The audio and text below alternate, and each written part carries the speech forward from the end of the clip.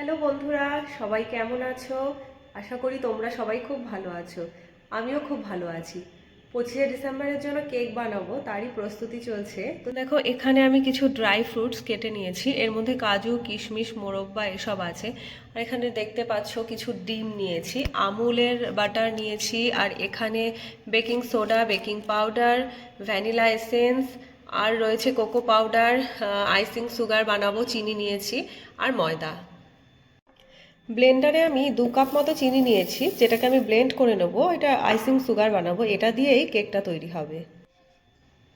দেখো, এখানে চিনিটা কি সুন্দর ব্লেন্ড হয়ে গেছে। প্রথমে একটা বোল নিয়ে আমি এর মধ্যে 2টো ডিম ফাটিয়ে নেব।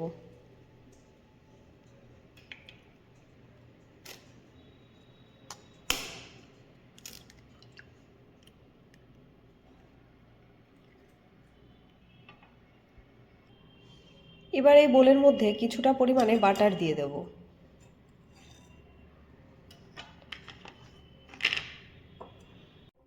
বাটারটাকে আর ডিমটাকে ভালো করে ব্লেন্ড করে নেব।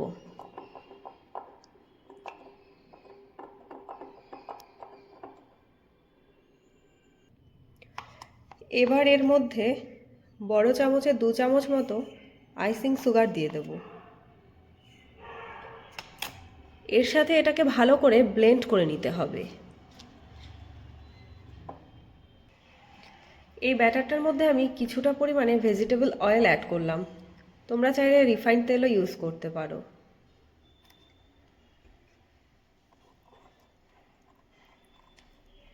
ভালো করে ব্লেন্ড করে নিতে হবে। এগ বিটারের সাহায্যেও এটাকে একসাথে মিশিয়ে নিতে পারো, কিন্তু আমি এগ বিটারটা পাচ্ছি না, তাই আমি স্প্যাচুলাটা দিয়েই করে নিচ্ছি। এবার অন্য একটি বোল নিলাম। একটা ছাঁকনির মধ্যে 1 কাপ মতো ময়দা নিয়ে নিয়েছি। এটাকে ভালো করে চেলে নেব, তার কারণ এর মধ্যে কোনো লাম্পস থাকতে পারে বা অন্য কিছু থাকতে পারে।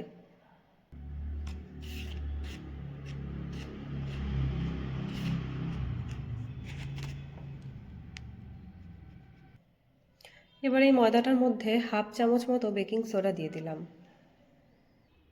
আর দিয়ে দিলাম 1 চামচ মতো বেকিং পাউডার। এবার এটাকে ভালো করে মিশিয়ে নেব।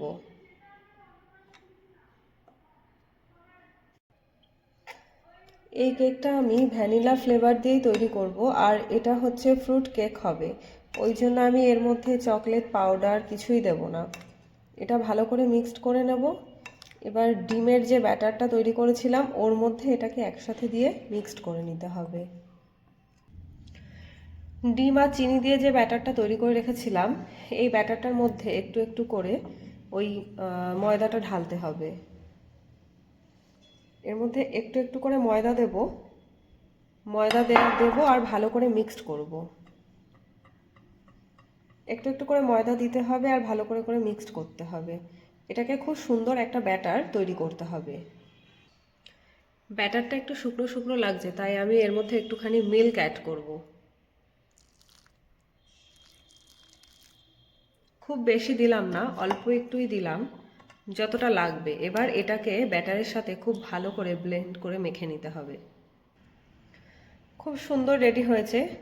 খুব বেশি ঘনও না, আবার খুব একটা পাতলাও না। খুব সুন্দর হয়েছে মিশ্রণটা, দেখতে পাচ্ছ। এবার এর মধ্যে আমি ভ্যানিলা এসেন্স অ্যাড করব। 1/2 চামচ মতো ভ্যানিলা এসেন্স অ্যাড করলাম এতে। আর কিছুটা পরিমাণে ড্রাই ফ্রুটস আমি অ্যাড করে দিলাম। আর বাকিটা ড্রাই ফ্রুটস, যেটা আমি ফয়েলে বা বাটিতে যখন বসাবো তার ওপর থেকে দিয়ে দেব।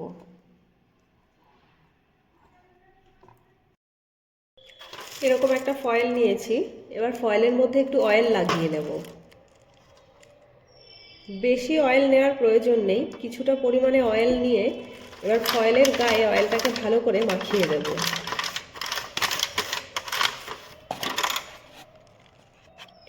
ফয়েলের মধ্যে অয়েলটা লাগানো হয়ে গেছে। এবার যে ব্যাটারটা তৈরি করেছি সেই ব্যাটারটাই ফয়েলের মধ্যে ঢেলে দিতে হবে।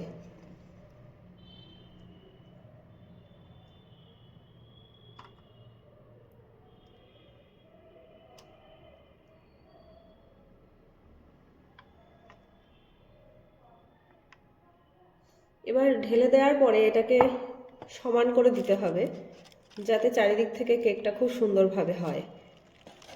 দেখো আমি ফয়েলটা এভাবে রেডি করেছি। ফয়েলের কিছুটা অংশ বাদ আছে, মানে পুরোটা ভরিনি, কারণ এটা তো কিছুটা কেকটা ফুলে যাবে, ফুলে গিয়ে অনেকটা বড় হয়ে যাবে, তাই ফয়েলের ওপর দিকটা ফাঁকা আছে।